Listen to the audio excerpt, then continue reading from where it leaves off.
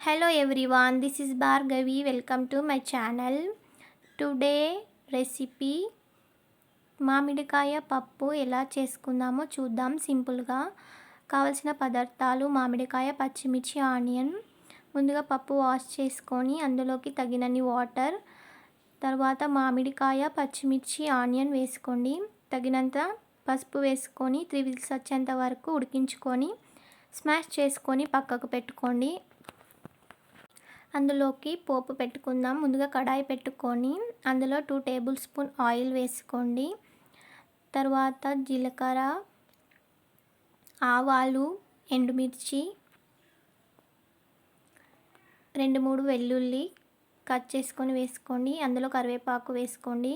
తర్వాత పప్పులోకి తగినన్ని వాటర్ వేసుకొని కారం, తగినంత ఉప్పు, ఆ పోపు అందులో కలుపుకొని మరిగించండి. అది మరిగాక అందులోకి కొత్తిమీర వేసుకోండి.